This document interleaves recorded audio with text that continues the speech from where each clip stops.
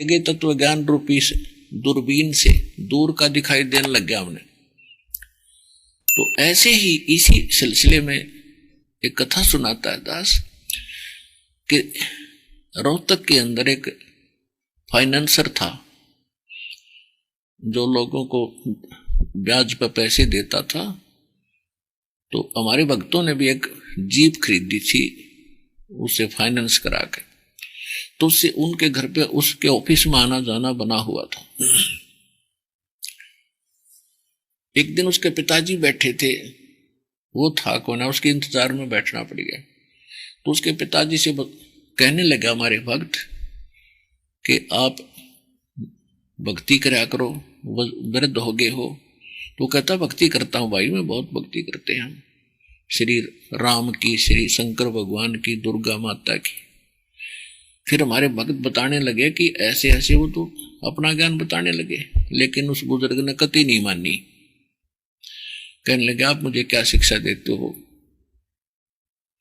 मेरी 65 साल की उम्र वाली, मैंने दुनिया देखी है, मेरे ठाठ कर रखे हैं भगवान ने, श्री राम ने, श्री कृष्ण ने, दुर्गा ने। एक लड़का जज, लड़के की पत्नी जज, और बेटा वो फाइनेंसर ने कहा मेरे सारे ठाठ हो रहे। कोई बात नहीं, क्या बताओ, वो सुने तो बताओ, उसको सुनना नहीं चाहता। तो फिर कुछ दिनों के बाद, 5-6 महीने के बाद अखबारों में छपया, पेपर में आई कि उस व्यक्ति का एक पुत्र, 2 पुत्र इकट्ठे ही नहर में डूब कर मर गए। फिर भगत जो जाते थे उन्होंने दिखाया कि जी ऐसे ऐसे हो गए इनके साथ।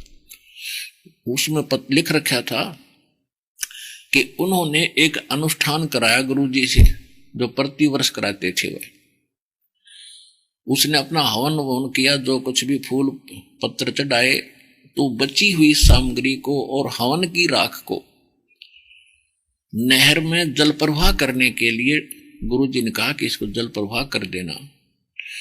तो वो एक तो जज बेटा उसका, एक वो फाइनेंसर, एक उनका ड्राइवर, दोनों भाई कार में बैठकर, ड्राइवर कार चला रहा था।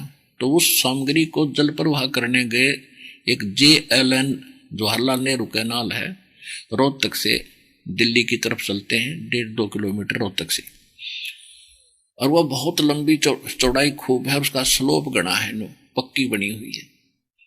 तो उन्होंने बाहर खड़ा होकर के जो बांध रखे थे कपड़े से में, और वो खोल के ऐसे फेंकना चाहे, वो पटड़ी पर गिर गए, जल में ना गिरे, उसमें पानी कुछ कम था। तो उन्होंने सोचा कि इसको हाथ से थोड़ा नीचे कर देते हैं। एक भाई ऊपर खड़ा था और उसको हाथ पकड़वा के नीचे को सरका के मैं हाथ से इसको नीचे कर देता हूं पानी में, और वो पानी उसका पैर स्लिप गया, ऊपर वाला भाई भी साथ है, और दोनों उस दरिया में गिर गए। 3 दिन में लाश पाई उनकी। अब चाट ले उस दुर्गा ने, चाट ले उस राम ने। अब कहां गया वो सुख, वो साधना करते करते उसी के उपलक्ष्य में मारा गया। तो परमात्मा कहते हमरा ज्ञान किने ना सुनिया, ये पर भी लेन जात है दुनिया।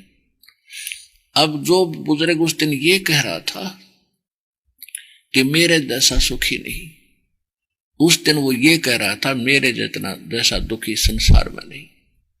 तो जब तक हम सतभक्ति नहीं करेंगे तो हम ऐसे काल के जाल में फंस कर अपना जीवन नाश कर जाएंगे, क्योंकि ज्ञान के बिना भक्ति ना बदल सकती ना बन सकती।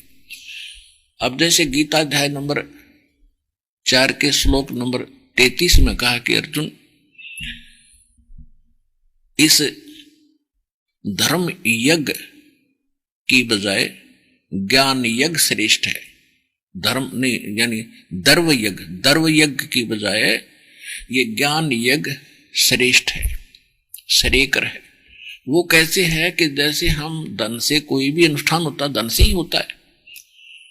कहीं पर भंडारा कर दिया, या कोई कंबल बांट दिए, कि तो पशुओं का चारा डलवा दिया, पक्षियों को दाने डाल दिए, और कोई धर्मशाला प्याऊ बनवा दी। कहते हैं पहले तू ज्ञान सुने, और ज्ञान सुनकर फिर धार्मिक अनुष्ठान करे। गुरु बिन माला फेरते, गुरु बिन देते दान, गुरु बिन दोनों निष्फल हैं, चाहे पूछो वेद पुराण। और फिर झूठे गुरु के आश्रय कदे न उदरे जीव, सच्चा पुरुष कबीर है आद परम गुरु पीव। कि झूठे गुरु से भी बात नहीं बने और शास्त्र विरुद्ध साधना करने वालों का भी कहीं ठिकाना नहीं है। तो पूरा सतगुरु हो, शास्त्र अनुकूल साधना हो, परमेश्वर कबीर जी की आपको शरण प्राप्त हो, फिर मोक्ष में डाउट नहीं, कोई शंका नहीं।